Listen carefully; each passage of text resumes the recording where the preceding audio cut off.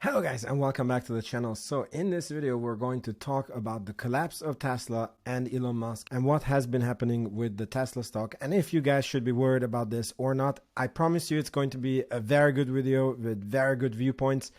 And to not waste your time, I just want to tell you that basically what is happening is an early Christmas present by Musk, and of course this is not investment advice, but I cannot believe the price and the opportunity that we have to buy Tesla stock at this price. And I'm going to show you why, and it's going to be very interesting. So if you like this content, as always, please make sure you subscribe and check out the first link in the description box below, which takes you to Patreon, which gives you direct access to me, and you see all the valuations that we use on this channel. Plus you support me in buying more Tesla stock, maybe. So Tesla stock has had a horrible year. Very much underperforming the S&P 500. Just the past 5 days, it has lost 15%, 50% in the last 3 months, and 57% year to date. Ouch, ouch, ouch. So what the heck is going on? So in my opinion, we have a perfect storm that affects the company. And one of them is that we have a CEO that is sleeping on the factory floor again, just at the wrong company, because he is spending his nights at Twitter, and a lot of people are pissed about this. I'm not going to say quite understandably, because you will see in the points, but a lot of investors take issue with this. Then there is the macro and the interest rate increases, and people are worried about what's going to happen with car sales. Car companies typically do very bad in recessionary times, and they almost go bankrupt and they need to be bailed out. And Tesla has never been in such an environment, so naturally people are very worried about this. And there is news that demand is collapsing. And if this is the case, then the stock should fall a lot more. So obviously, to know if we should stay invested in Tesla stock, we need to dissect these points here. I'm going to do it very quick so we can make up our minds. So Elon Musk, he's running the wrong company. The thing is, Tesla is a 19-year-old company now. They are on Elon Musk's secret plan number 3. Why? Because secret plan number 1 was executed flawlessly, and I believe on schedule or even before schedule, and even master plan 2 was also executed on schedule, and now they're on master plan 3. This is not a mom and pop shop anymore where Elon Musk needs to come in and press the on button on the factory so, you know, the cars start rolling off. They have, I believe, over 100,000 employees, and the company is doing fine. They have a very clear product lineup. It is a grown-up company. And on top of it, based on any indication that I see, Tesla is having their best ever quarter. And there is no end in sight. Probably the Q1 might be even better than Q4. Okay, Q1 is usually worse than Q4, but you get the point. Probably the growth is going to continue into the future. So in my opinion, Elon Musk not being there 100% of the time is a non-issue. It's just noise. It doesn't change anything on the fundamentals of Tesla. Then we have the macro storm, high interest rates and autos. So the very common theory is that when you have a high interest rate environment, people still buy cheap crap, but they hold off on buying houses and they hold off on buying cars because, you know, they say, yeah, I have a 5-year-old car, but I can use it 2 more years. Or the price of the Tesla is just too high for the people on monthly payments because of the interest rates. So people will hold off, and this is going to collapse the demand. So out of all the points that I listed on the potential problems with Tesla, this is the most valid point, but at best. So if you're as bearish as you can be, at best, this will cause harm in maximum the next 2 years. And then when the interest rates go back down, this will be a non-issue. And I'm also going to give you more details in the next slide. And that is, oh my God, demand has collapsed. So news broke that Tesla will maybe decrease Shanghai production by 20%. And the theory is that the demand in China has collapsed, and, you know, they just don't have sales for the capacity that the factory can do. And also, if you go on Tesla's website, you can in many countries, I just checked it before this video, in the US, you can get and order a custom in Model 3 and you will receive it pretty much straight away. The same in Canada. In EU, you still have to wait between 1 to 3 months. So this is not everywhere, but this is not potentially a bad thing. Because think about it. The iPhone has never had a more than 2 to 3 weeks backlog, and they're still the best product in the universe, right? Or the best selling product in the universe. So I believe it's a bullish sign that people don't have to wait for Teslas.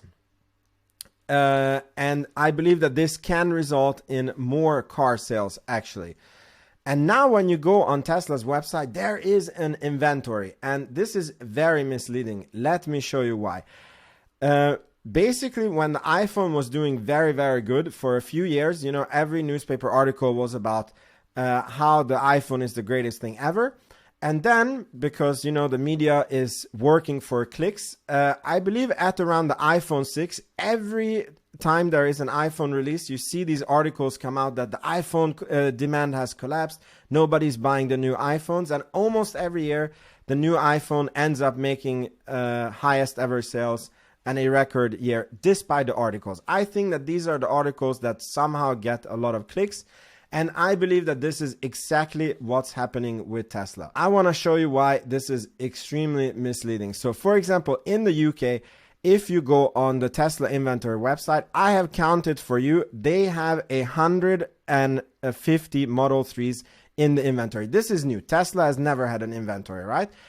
If you switch over to Model Ys, they have 50 in inventory. So because we go from a situation that they didn't have this before and now they have it, this might seem insanely scary until you do very casual research and you see that, for example, already in 2021, this is the article that I could find easily, July 2021, Tesla Model 3 was the best-selling car in all of UK, and they sold 5,468 in a month. So if you see how much that is per day, so you divide 5,468 by 30, you get 182 car sales per day. So that means that the inventory is not even 1 day's worth of inventory in the UK. And if you look at the Model Y, I don't know how much Model Y is selling. It's supposed to be outselling the Model 3. So they have a 8-hour backlog on the website. So I hope you can see that that is absolutely a complete non-issue. And also keep in mind, let's say that, you know, I'm wrong and there is actually a demand issue. So remember that Tesla is a company that doesn't do any marketing, and recently they have been raising the crap out of their prices. I don't have an exact number, but I think that in the US this year the price has gone up by like $5,000 per model, maybe even more. There is just so much that Tesla can do before they need to, you know, cut back on the factory production. And it's completely illogical that they wouldn't do these things first, because, you know, it costs a lot to train the stuff. It costs a lot to, you know, not run at full capacity. Think about it. They could offer discounts so that the price just goes back to where it was. They can, on top of the discounts, or even not even offer discounts, they could just offer free supercharging. With the Model 3, a lifetime free supercharging, or, you know, one that goes with the owner as they had it before.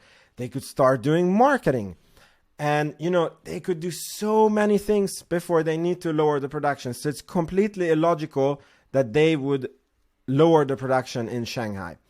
Also keep in mind that they are going to start delivering the Cybertruck, which has a more than 1 million backlog, and they just started delivering the Semi. So it's very, very likely that they will still have a very nice growth in 2023. Maybe the growth suffers because of the macro a little bit in 2024. And then in 2025, we're in the good economy again. So at best, if you have your most bearish hat on, this is a very short-term thing. And all these perfect storm is happening while the Tesla fundamentals have never been better. Currently, today, the market cap is 477 billion. And in Q4, which is now, and actually it's almost in the past. It's the 16th of December today, so there's 14 days left from Q4. They have a realistic shot at having $4 billion of earnings. That is a $20 billion run rate. So that puts the Tesla's forward PE, which is not really a forward PE because it's happening at this second and most of the quarter is done, at 23.85.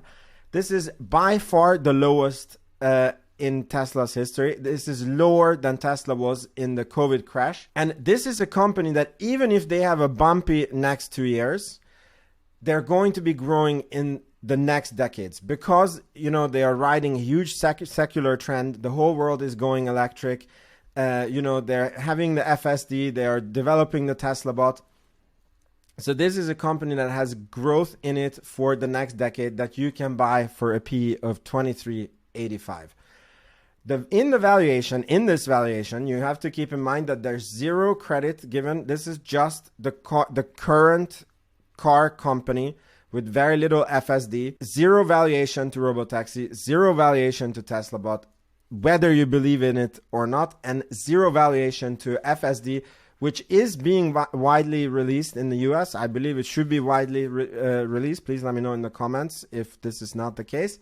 I want to tell you guys a story. My biggest investment mistake was missing Tesla in 2019. I saw what I'm seeing today, but there was so much noise around the company.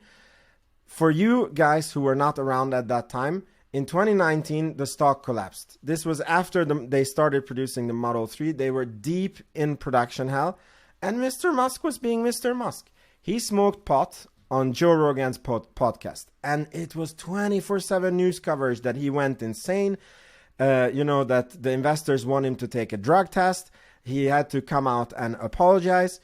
It is the time when he tweeted that he wants to take Tesla private at 420. The funding is secured. He was called a liar. He was called 24/7 coverage in the media how he's not fit to run a company. The SEC sued him. There was a chance that he gets removed as the CEO of Tesla. At this time, he was picking fights on Twitter. Very different from now. Musk was just being Musk also at that time, I guess.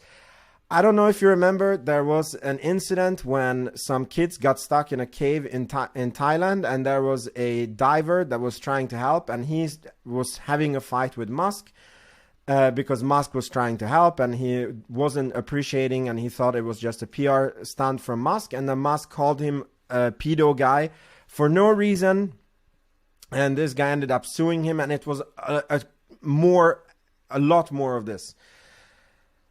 And guys, I believe that was way worse than now, because at that time, Tesla was in the middle of Model 3 production hell. They had a real chance of running out of money. And Tesla at that time already was running multiple companies. He already had SpaceX. He already had the Boring Company. He had already OpenAI. He already had at least 5 kids at the time, if not more. Maybe there are some secret kids that will come out. And after all this, when they got through the Model 3 production ramp, the stock price 10x'd. Why? Because in the end, the fundamentals do matter. And the noise just goes away. And in the end, it doesn't matter if you like Musk or like his tweets. It's the numbers and the PEs and the growth and the valuation that is going to matter.